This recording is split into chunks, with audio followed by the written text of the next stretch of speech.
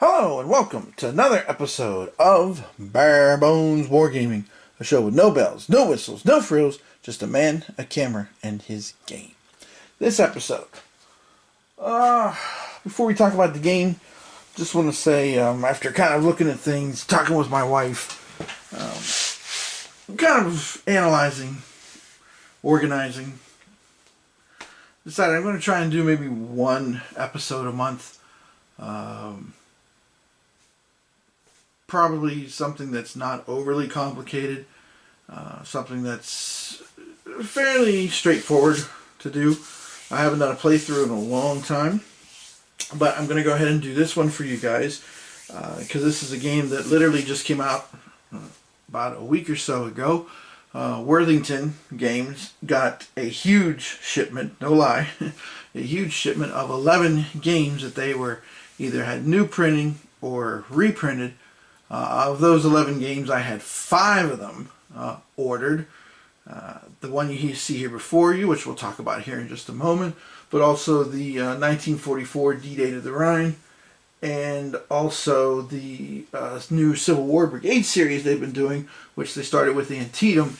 I also got Shiloh and the 7 Days Battle, which of course 7 Days Battle interests me because literally several times a week I drive to Mechanicsville to take my boys to their PT sessions, which is, the building's probably less than a mile from Beaver Dam Creek, which is one of the battles, the first battles of the 7 days back in 1862. So anyway, so I'm going to try and do one a month, maybe a couple. We'll see. Like last month I did a couple. We'll see how this month goes. We'll give it a try and see. But the big thing is that I wouldn't say I'm quote-unquote back, because it's not going to be anywhere near the volume, frequency, however you want to phrase it, that there was before. Anyway, with all that preliminary aside, let's take a look here at one of the new releases from Worthington. This is Archie's War from Worthington Games, The Battle for Guadalcanal, a game by Derek Croxton. And this, of course, is a game that is both two-player and solitaire, and comes literally with its own separate set of rules, and actually some of the pieces in the game you don't even use for the solitaire game that you use for the two-player game. Now, obviously, as you guys know, I'm primarily a solo player, so what I'm going to do is I'm going to focus on showing you the solo game, which you see here before you. The other side of the map has the two-player game on it. This play I'm going to do here for you guys is my 6th play of the game. So far, my record is 4-1, but I will say 4-1 with an asterisk, because maybe not an asterisk, but with a bit of I almost could have been 4-2. Let's put it that way. Last game there was a couple of extremely tense moments that I thought it was pretty much game up, but not quite. So let's go ahead and we'll go through this game here. Archie's War, The Battle for Guadalcanal. Now, the solo game, you are playing the Americans, and you are trying basically to hold on to Henderson Field and hold on to the perimeter, protecting it, as you can see here. You've got all your troops set up. You've got General Vandergrift here. You've got your Henderson Field air track, which can go all the way up to 4. Now, there's a couple ways you can lose the game. You can lose the game by having this marker pushed off the end of the track over here, and it's there at the end of the turn, so when you are done with the turn completely. So if this marker, which I just use one of the spare green blocks because I like the look of it, when this marker gets pushed here, if it stays there at the end of the turn, you've lost. Also, if the Japanese ever break through the perimeter, if they ever have an overwhelming attack through any one of these 3 areas, they are said to have broken through to Henderson Field and is game, set, and match. How do you win? Well, it's very simple, kind of like the way the Marines did for real. You dig in, hold on, hammer the enemy, smack them when you get the chance, and just outlast them. So that eventually, as what really happened in February of 1943, they finally gave up trying to resupply and support the island and pulled back. And then, of course, we had the ladder campaign, climbing the ladder, in 1943. Alright, so let's go ahead and get started. Now, game turn is pretty straightforward. You have your turn track down here. You have 18 turns that you need to hang on. At the end of turns 3, 6, 9, 12, and 15, you will get 1 Marine reinforcement to help you hang on to this vital strip of land on this godforsaken island in the Pacific. Alright, so let's get started. So first thing you're going to do every turn is, and let me go ahead and I'm just going to move you guys around here a little bit, and we'll zero in. First thing you're going to do is you're going to choose one of these American actions here every single turn. Now, you can choose any one of these, however, you cannot choose 2 in a row consecutively. So for example, if you decide to do the raid on Point Cruz, you cannot do it again on turn 2. So if I start with this on turn 1, then turn 2 I have to choose one of these other ones. The only exception to the rule is the repair Henderson Field action, which you can do twice in a row, provided the Henderson Field track block is on the 0 space. So if it's on either one of the 0 spaces, you may do that action more than once. If you choose to do the appeal to the Navy, that's when you come into this table down here, and this table down here, you then will get one of these and hopefully some help, although there is one here that basically says, sorry, but we can't help you right now. We've got bigger fish to fry, kind of thing. Okay, so let's go ahead and select our action, and I'm going to start here the game. What I've been doing here, what I've learned over the games I've played, I'm going to go ahead and I'm going to appeal to the Navy for some help, because this is the best time, in my opinion, to do it at the start of the game before the Japanese can really get cranked up and start causing you some problems. Okay, so once you have chosen your action as the U.S., then you're going to, bear with me here, come to the other side of the board. Now the other side of the board here, you can see we have Japanese actions, and you can see there's a die roll. So the AI for this is pretty straightforward. You're going to be rolling a 6-sided die, and then just following the directions for each one of these. Again, if the Japanese here roll a 6, the Japanese have the opportunity to do some events, which can be everything from naval bombardment of Henderson Field to failed raids, to attacks, to attrition, all kinds of stuff. Basically things that really happened in the battle itself. So you choose your action as the American player, then you're going to go ahead and roll for the Japanese, and then you'll execute the Japanese action. After that, you will execute your action. So as you can see, you got to be careful and plan ahead, because your action doesn't actually come until after the Japanese do their action. Excuse me, I had hiccups here. So I've chosen, we're going to appeal to the Navy for help.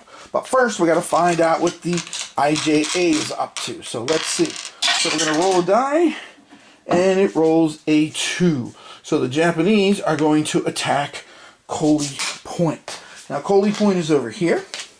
And as you can see, Japan has a strength of 2. So with that strength of 2, we are going to see which way, or we're going to see, I should say, if the Japanese are going to attack. So we're going to roll another die, and if we roll equal to or less than the Japanese strength, they will attack. In this case, I rolled a 4, so they will not attack. Now, if they do not attack, then when attack does not come off, you reinforce the space by 2, so the Japanese now are going to go from a strength of 2 to 4. And you're also going to roll for bombardment of Henderson Field. Now this only happens on a 1. If I roll a 1, we'll move the Henderson Field block over 1 to the left, but it is a 6, so nothing to worry about there. Alright, time to execute my action now.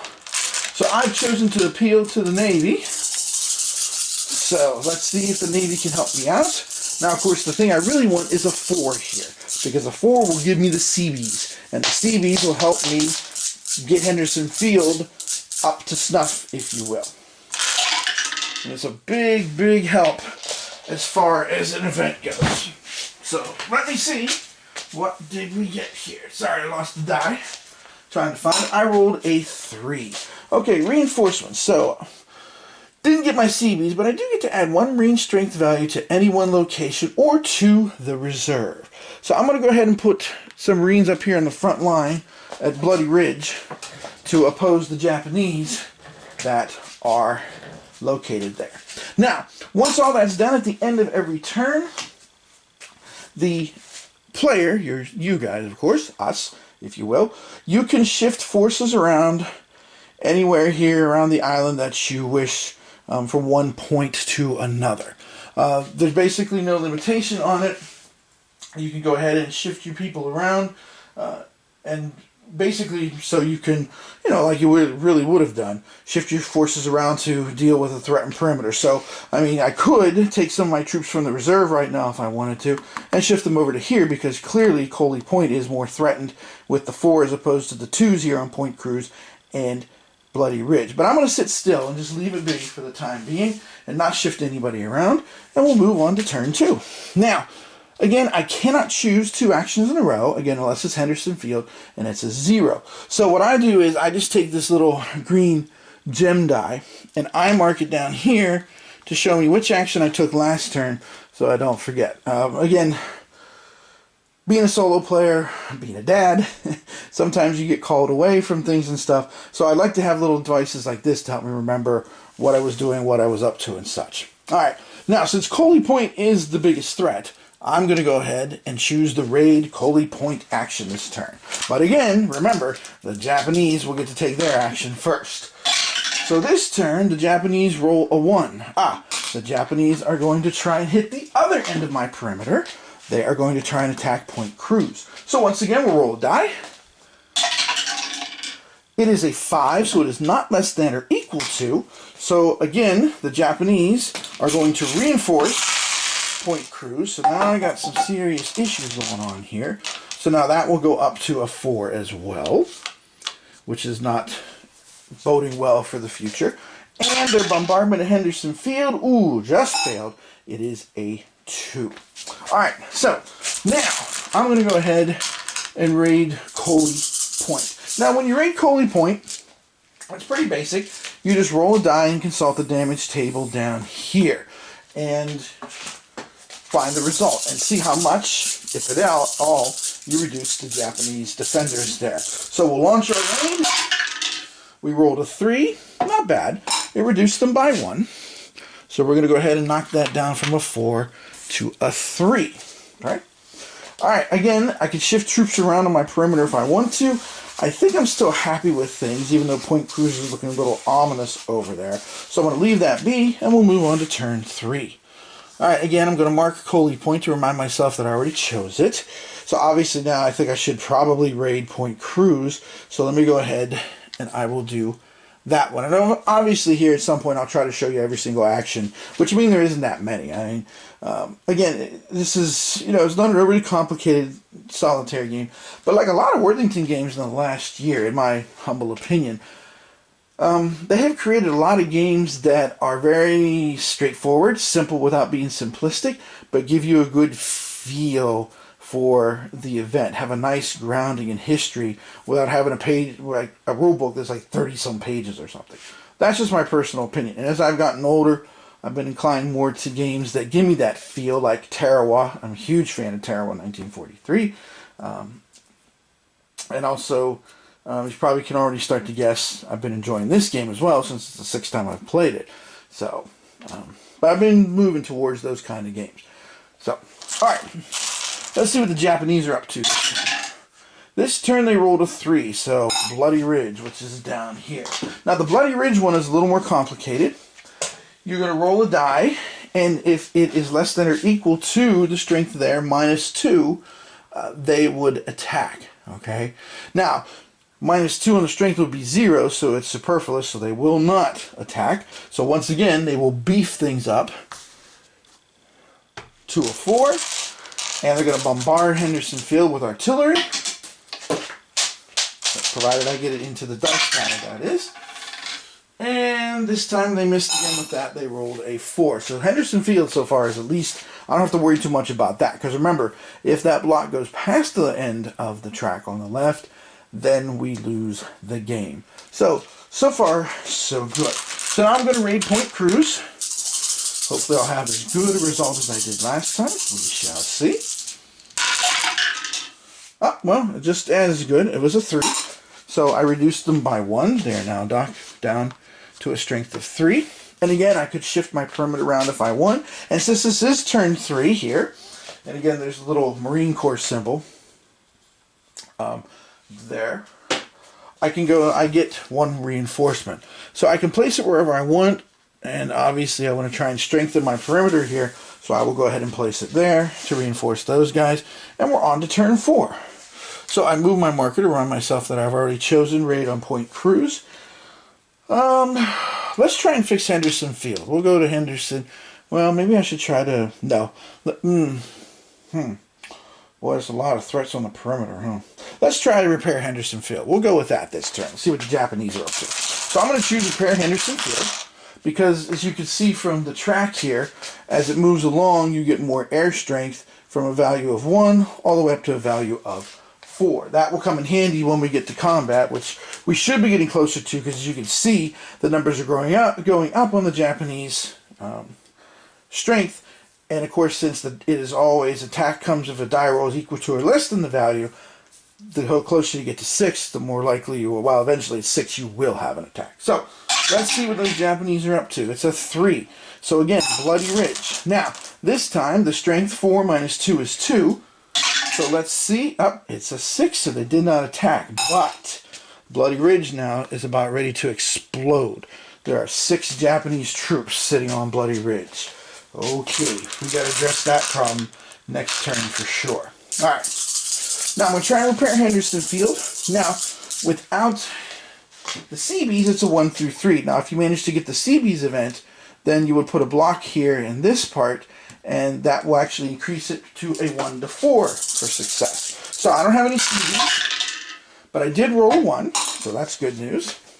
So now I shift this along, and now Henderson Field has a strength of 1. Again, that will come in handy here when we get to combat. Alright, now, my perimeter is solid, but boy, that Bloody Ridge situation is not looking good at all. Let's see what happens here on turn 5. So, once again, I'll put down here, repair Henderson Field. And now notice, since Henderson Field moved up to a value of 1, I can no longer choose to do that action twice in a row. Only if it's on these 2 spaces that have a 0 value, may I choose that action twice in a row. So, obviously, this time, we're going to run through the jungle. We're going to raid the jungle to try and raid Bloody Ridge. Now, let's hope we're not too late. Survey says 5. Oh, okay. The Japanese are going to try an air raid to hit Henderson Field. So we're going to roll a die and add in the value of Henderson Field, which is a 1. So 3 plus 1 is 4.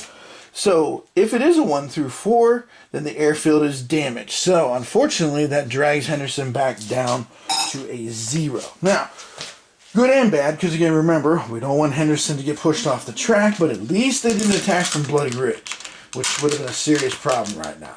So here we go. We're going to run through the jungle. Let's get them. And we rolled a 3 again. 3 seems to be consistent for us. So that does knock them down by 1, which is good. So that reduces them to a strength of 5. Alright, I can shift troops around, but I don't feel the need. So let's move on to turn 6. Now I'll be getting more reinforcements this turn. Again, I cannot raid the jungle this time again. Oh, let's see. Decisions. Do I gamble? Should I try to appeal to the Navy for help? Should I hit Coley or Cruz? I could do that. That would help me. Maybe potentially I could release troops to Bloody Ridge, because that Bloody Ridge is still making me nervous. Or Henderson I could fix. Let's try and get the Seabees. I'm going to appeal to the Navy for help. So we'll see if we get the Seabees this time around before everything starts to get really, really tense. Okay, we rolled a 1. So Point Cruz. Potential attack. So 3 or less, there will be an attack. It is a 4, so no attack yet. They are being very patient this game, but that is now up to a 5. So you can probably guess what we're going to be doing next turn. Trying to spoil a potential assault from Point Cruz. Alright, so appealing to the Navy for help. Need a 4. Come on. Big money. Big money. Here we go. Need a 4. Baby needs a brand new pair of shoes. Oh, baby's going barefoot. However, I did roll a 5, so that improves Henderson Field by moving the marker 1 to the right, because I got more aviation fuel and aircraft. So planes, like when the Saratoga was torpedoed in Torpedo Junction at the end of August in 1942, a bunch of their planes were flown off to Henderson Field to reinforce it. So there you go. We got up to a 1. So that's good. That's helpful at least. Now it is turn 6. So we do get another trooper. Where do we put it? Point Cruz, or do we put it on Bloody Ridge? This is a bit of a guessing game. I'm going to guess Point Cruz. So we're going to put those guys on Point Cruz. I could shift other people around, but I don't feel the need. So on to turn 7. So we're about halfway through the struggle here.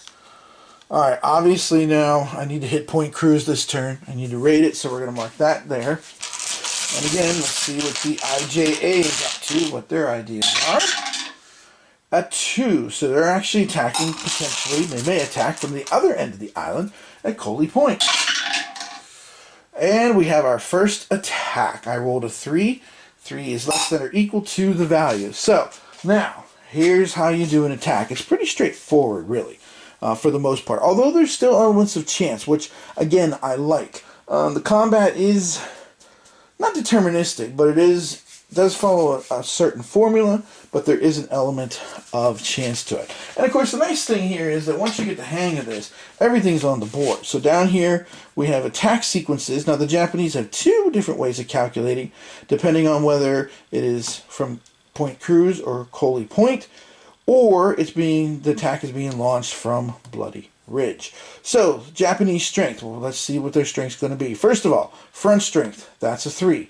To that, we're going to add the bonsai table, which is down here. So let's see the bonsai table, the element of chance, of 4. So we're going to add 1 more. So now we're up to a strength of 4 for the Japanese, plus half the reserves rounded down. So that's 5, which would be 2.5 down to 2. So we've got 3, 4, 6, and then infiltration. Now, thankfully, we haven't had an infiltration action yet from the Japanese. So this box is empty. However, if there were troops here, let's say 3, we would add that whole value to the attack. So that can be scary. So again, front strength, 3. Bonsai table, give us a 1. That's 4. Half of this rounded down is 2. So the Japanese have a attack value of 6, which is a pretty good number. As you decide to get this and start to play it, as you will see, that gets to be a pretty good number. Alright, now the American calculation, which is down here underneath the damage table, is always the same. Front strength, in this case 2. Air support, 1. That will give us 3. Half the reserves, that's 4. Again, rounded down. And Vandergrift. Now, Vandergrift starts the game in the +2 block. By a random event, he can end up at +3. So that is our total. So again, front strength, 2. Air support, +1 is 3. Half of reserves, that's 4. +2 is 6. So we got an even number, 6, 6. Now, combat resolution, fairly simple. If the Japanese total is greater than the Marine total, you lose 1 strength point. If the Japanese total is twice as much, so in this particular case, let's say it was 12 to 6, then the Japanese have broken through the perimeter, overrun Henderson Field, and stick a fork in you, you're done. Okay? If the value is equal to, or the American value is higher, like in this case it's equal 6, then the Japanese lose a strength point. So we knock the Japanese back down to 2 here. Their assault fails, and we can breathe a sigh of relief, at least for the time being. Alright, so while we were defending ourselves on that end of the island, we're going to launch a raid on the other end of the island at Point Cruz. It's a 3. I seem to see a pattern here on my raids. So we do knock them down by 1, which is helpful. So that's good. Okay. And again, I can shift people around if I want, but right now I think I'm okay. Although I could maybe shift 1 guy from Coley Point. I don't think it's really necessary to do that. And we're on to turn 8. basically halfway through the battle, just about. So again, I'll push this up to raid point cruise to remind myself I can't do it again. I think we better raid the jungle again. We better hit Bloody Ridge before they build up those reserves there. Or worse yet, decide to launch an attack from Bloody Ridge. Uh-oh. It's a 3. Speak of the devil and he will appear. Sorry. That was the worst of those 3 Nolan movies. Batman Begins and The Dark Knight was awesome, but The Dark Knight Rises, if you're a fan of the comic books, you know why I'm going. Alright, so they maybe are going to attack Bloody Ridge. So 5 minus on the 2 strength, that's 3. So let's see. They rolled a 1, so here we go. Now Bloody Ridge is a little different. Okay? So the calculation is a tiny bit different. First of all, we do the strength, which is a 5. Now this is the only time that the reserve strength for either side is given its full value rather than the halved rounded down. So full strength 5. Bonsai plus 1. So I just rolled a 5. That's 2. That's 3, 8. So that's 8. Now again, thank goodness there's nobody in the infiltration box. So that is an 8. That is a big Japanese total. The biggest Japanese total I've had for attack value in this game so far has been 11. That's the highest I have seen. I have not seen higher than that. So we've got an 8 going on here, as soon as I find the right side, for them. Now, how about my Marines? Full strength, 2. Air support, 3. Reserves, 4. Vandergrift, plus 2, 6. So, 8 to 6, they do not double us, but I've lost a strength point on the perimeter. And of course, the Japanese are still at full strength, so they'll be coming after us again from there. So we got to be careful, we got to be ready. So, Bloody Ridge, there's a lot of pressure, which again is why I chose to raid the jungle. But remember, if I'm unsuccessful, this could be ugly because I can't do it twice in a row.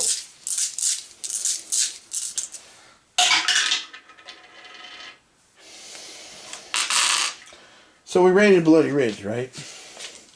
What do you suppose the result was? I'll give you a second, all say it together.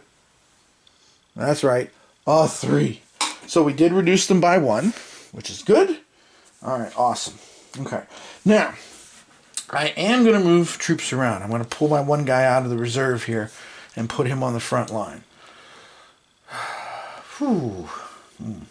Alright, on to turn 9. Okay, again, I can't raid the jungle this time.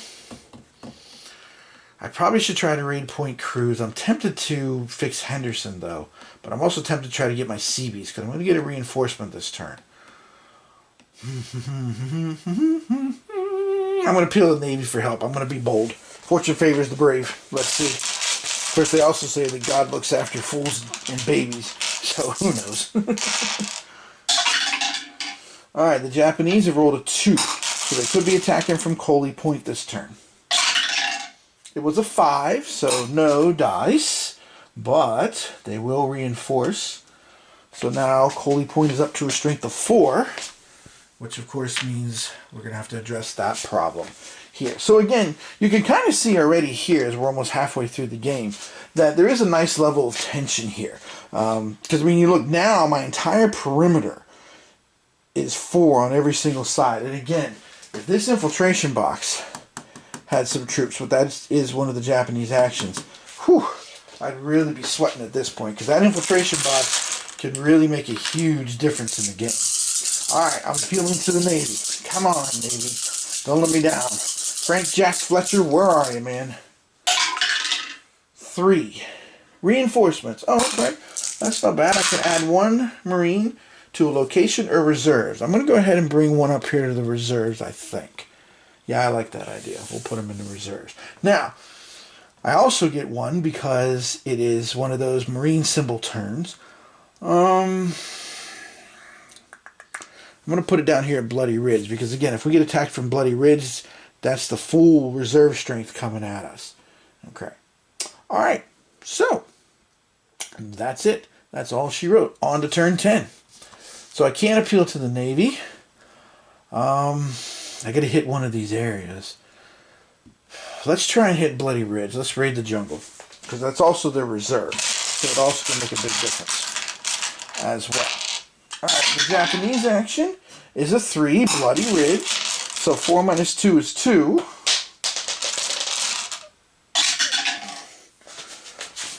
And the Japanese die roll is a 4, which is both good and bad. Good that we're not attacked. Bad that now it's up to 6. So a good thing I did choose Raid the Jungle. And I do need big money here. I do need a 5 or a 6. So let's see what happens. Oh, I forgot that last time with Coley Point. I did roll a 5. This is good. That will reduce them by 2. But I did forget Coley Point. So I'm going to fix that right now. Hang on a second.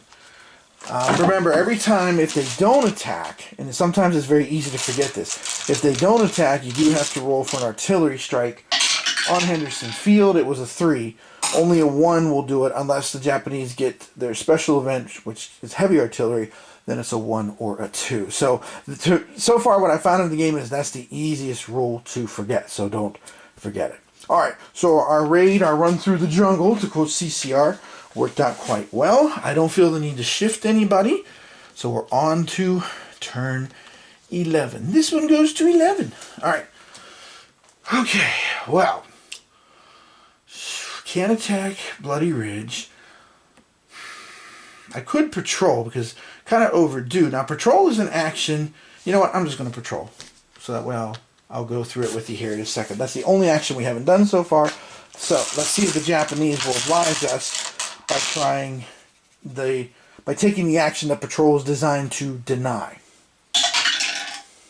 The Japanese rolled a 2. Nope, they're going to attack from Coley Point. Okay, they got a strength of 4. Ooh, they rolled a 6. So now, speaking of 6, they are now up to a strength of 6 at Coley Point. So this is not good. That means next time, no matter what, if Coley Point is rolled, they're going to be attacking. Now let's see if they bombard Henderson Field and hit it. Nope, they missed. Now, patrol action, since I took the patrol action, if the Japanese had chosen number 4, infiltrate, then I would have denied them the ability to put a strength point in this box. Now, if they hadn't chosen it and there were enemy troops in this box, then you would roll a die and see if you can reduce the total that's in this box. You do want to keep a good eye on the infiltration box because, as we noticed from the attack strength before, you always add the full value of that box to the Japanese attack, so you don't want that happening. Okay, let's see. I really can't shift people around because I just don't have that luxury, but it's pretty obvious what we're going to be doing here on turn 12 to try and hold our perimeter together. To, as they say in Bowfinger, keep it together, keep it together. Alright, on to turn 12. So, I can't patrol, but I am going to raid Coley Point because I got to try and bring that number down in a hurry. Now, let's hope they don't hit us first. Let's see. It's a 2. Oh, shoot. They are going to attack from Coley Point no matter what, because it is a 6. So hopefully, let's see what happens. So the bonsai table here might be crucial. Here we go. So we have a value of 6. From the bonsai table, we got 1. That's 7. Half the reserves is 9. Again, thank goodness this box is empty. So the Japanese are hitting us with a strength of 9. Now, we cannot get, we have to have at least 4, and we will have at least 4. So that's good news there. Okay, because remember, we have front strength, 2, air support, 3, half the reserves, 4, Vandegrift, 6. But again, we're going to lose a strength point, and they're going to stay at full strength. So we lose one guy. The good news is that this is turn 12, which means we get a strength point, but still we lost. And of course, the other thing is we're trying to raid Coley Point. So long as we don't get a 1, this will be good. Now, of course, you know what's going to happen now that I said that out loud, right? Y'all know what's about to happen here. Whew, almost it's a 2. Whew. So we do reduce them by 1, but still, 5 is huge. All right, now, I get my reinforcement. Where should I put it? Okay. Bang. We're going to put it right there. Okay, and I don't feel any need to shift anybody else because everything else is still very threatened. But again, this is, this is part of the give and take, if you will, with having an AI that's basically based on the die rolls. Is if there had been a lot more fours this game, if there had been more infiltration, if they'd been filling this box, this game would be dangerous. Of course, then again, if they were filling this box more, I probably would not be as threatened as I am along the entire perimeter. So. But again, I mean, I hope I'm conveying with this video the amount of tension that's here, because it's still an extremely tense game. Alright, on to turn 13. Hopefully 13 will be lucky. Okay, can't raid Coley Point again. That's a little concerning. I could try to knock down Bloody Ridge, which of course is the reserves. If I knock it down to 3, there'll only be a strength of 1 with it. I could try to strengthen Henderson Field too. Let's hit Bloody Ridge. Let's raid the jungle, because that, I think, is the better course of action here. Alright, let's see what the Japanese are up to. They rolled a 1, so they're going to the other end of the perimeter. They're going to hit Point Cruz. They rolled a 2, so there will be an attack at Point Cruz. Alright, here we go. 4 plus Banzai. 4 and 2 is 6. And 2 from the reserve is 8. But again, thank goodness there's nobody in the infiltration box, because the infiltration box, you always add the full value. So over here we have a value of 8 from the Japanese. Okay, for us we have a value of 3. Reserves makes, or air support makes 4. Reserves make 5. Vandegrift makes 7. But again, we're still losing stuff here. We're still having tremendous pressure. 8 to 7, their total is higher, so we will lose a unit. Whew, alright. There's still a lot of, yeah. Alright, here we go.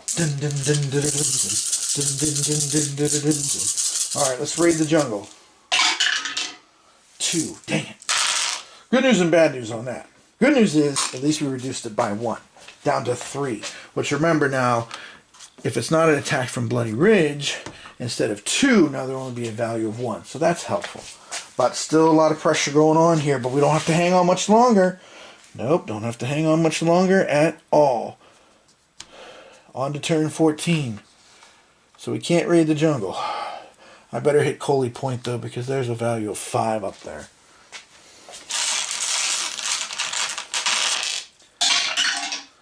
3 from the Japanese. Bloody Ridge. Well, the only way there'll be an attack is if it's a 1. It's a 3. But, again, unfortunately, they will increase the reserves there by 2, which will give them a value of 5. Ooh, this is going to go down to the wire. Alright, let's raid Coley Point. Oh, I almost forgot. Again, this is one of the easiest things to forget, is bombarding Henderson Field. Thankfully, it's a 3.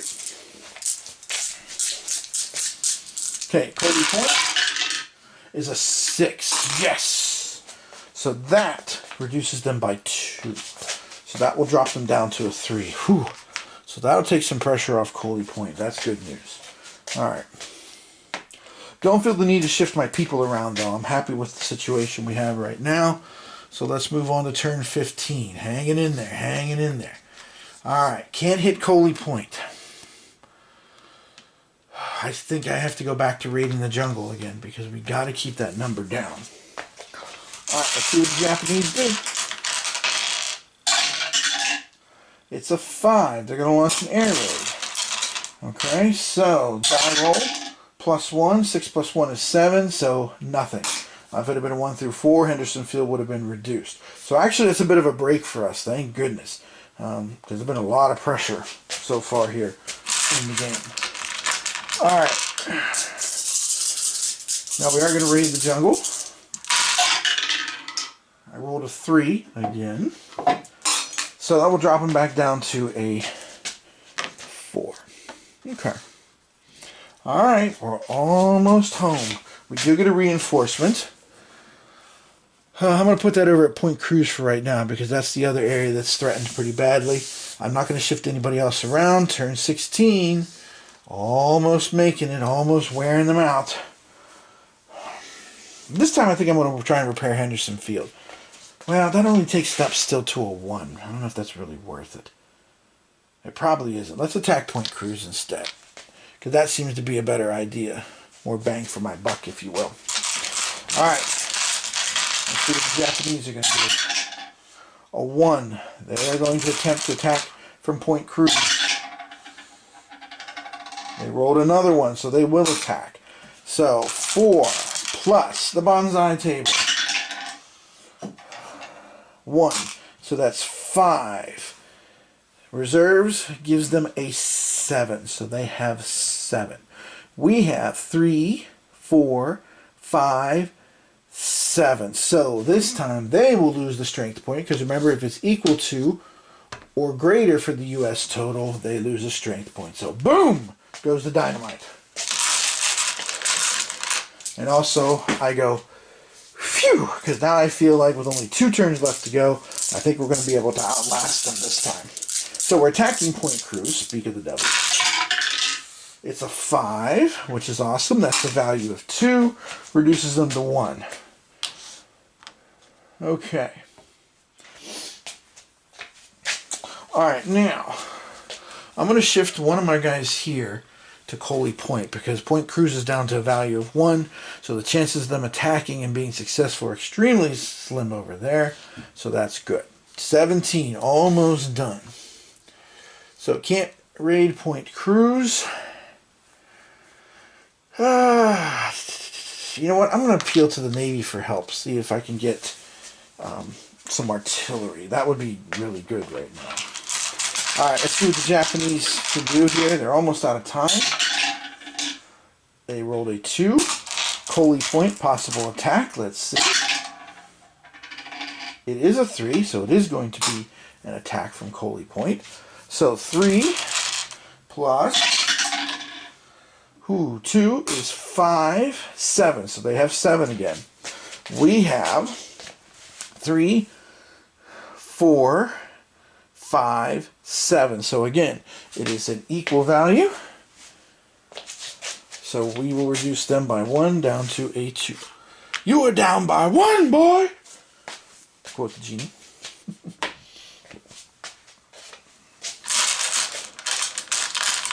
Alright, I'm going to appeal to the Navy for help.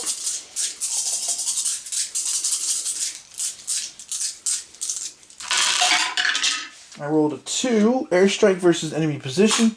I can reduce 1 Japanese strength value from any location, but not infiltrators. Okay. Excuse me. I'm going to take it from Bloody Ridge. Because remember, now that it's a 3, half rounded down, instead of being 2, it'll be down to a 1. Okay, I don't feel the need to shift any troops around. So last turn coming. Let's see. For the last turn, I'm going to raid the jungle. The Japanese, more than likely, they're not going to be able to get through. They rolled a 5. They're trying another air raid on Henderson. But 5 plus 1 is 6, so that failed.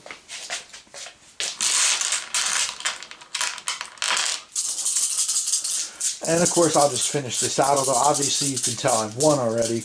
I'll raid the jungle with a 4, which reduces them by a value of 1 to a 2. And we are victorious. From the halls of Montezuma to the shores of Tripoli. Alright. So there you go. That's a full playthrough of the game. It doesn't take that long. Again, depending on die rolls, the game can be very different each time. I've had games where, you know, the Japanese have not been launching attacks, but I'll tell you what, them doggone dice have been coming up 1s. So Henderson Field has been precarious. This particular game, Henderson Field, was not really under much threat. Again, the Japanese not having anybody in the infiltrator box made things easy, but, you know, it wasn't a cakewalk either. I had to kind of keep an eye on things, make sure I got good die rolls. It is possible when you launch your raids on Point Cruz or Coley Point or Bloody Ridge, it is possible to get no effect, to not reduce the Japanese. And of course, if that happens, you can see that can be tricky. Now, this game is not as involved as Tarawa, 1943. But again, to me, anyway, it gives a good sense and feel of that pressure you're under all the time, trying to shift things. This is my 6th game. I've only had one game that I would call a comfortable win, where I didn't really have to worry much, because to be honest, what happened was within the first 4 turns, I got not only the CBs, which of course then increases Henderson Field die roll from instead of a 1 to 3 to 1 to 4 to improve it. I also got Vandergrift's artillery, the artillery result, which takes Vandergrift from +2 to +3. So that's huge. On the flip side, it is possible with one of the Japanese events, which unfortunately we did not get any Japanese event, did we? I don't think we did, or maybe we got one. But it is possible with one of the Japanese events to, I think it's the bombardment, the naval bombardment. Let me look here real quick. Hold on. Yeah, it is possible with naval bombardment that they may not damage Henderson Field, but they could eliminate Vandergrift. And of course, if you're losing that +2 on every single attack, well, you get the idea there. But, you know, old Archie, Alexander Archie Vandergrift, his personality was a huge, huge asset to the Marines. And of course, you know, also for my reading and stuff, you know, when Bill Halsey took over as theater commander down there in the Southwest Pacific, you know, he went straight over to visit Guadalcanal and stuff, and that was a huge boost to morale too. So, yeah.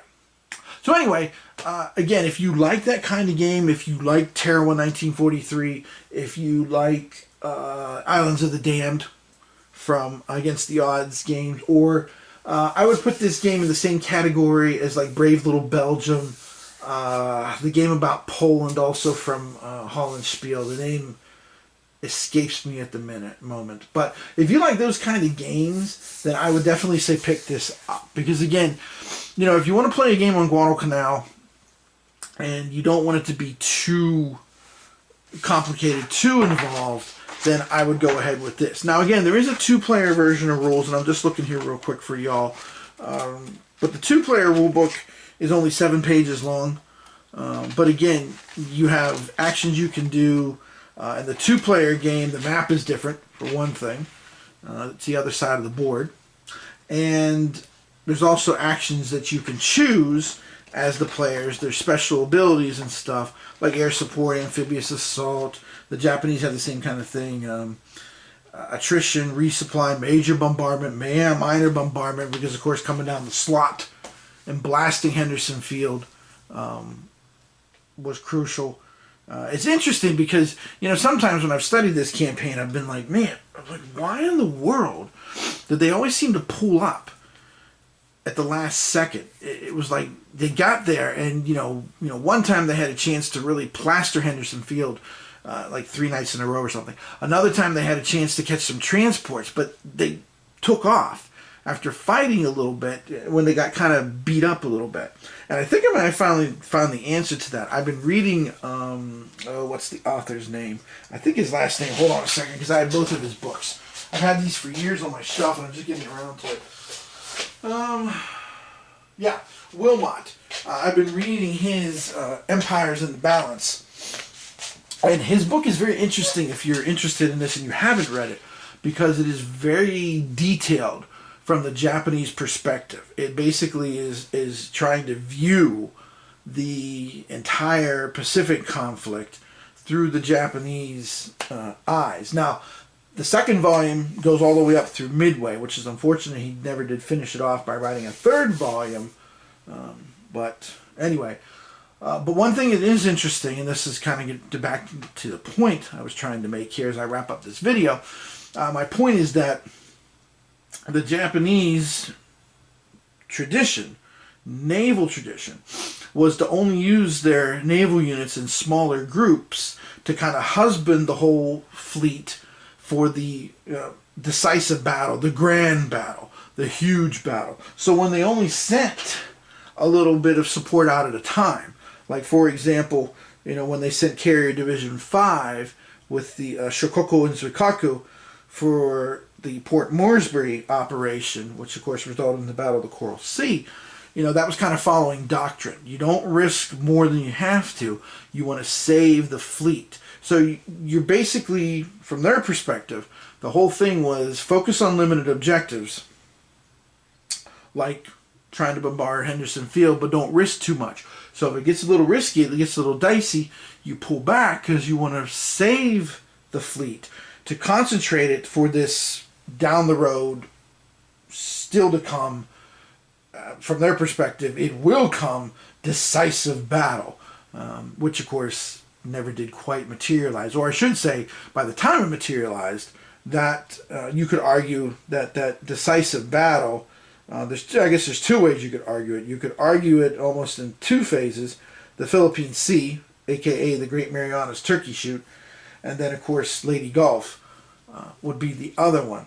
But by the time that decisive battle did come down, the U.S. Navy had gotten cranked up to the point where, it just, with the Essex class carriers, it just was, a mouse fighting a gorilla at that point, for lack of a better way to put it. Interesting thing too, and I'll just close with this, is that author basically bluntly at the beginning says, in his opinion, there was only one way for the Japanese to remotely win the war.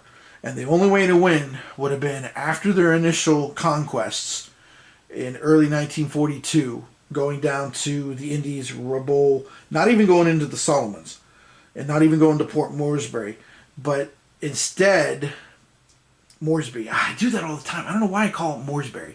Moresby. Sorry about that. I swear, it has something to do with one of those Newbery Award winner books I read as a kid. I keep slipping into that. Port Moresby.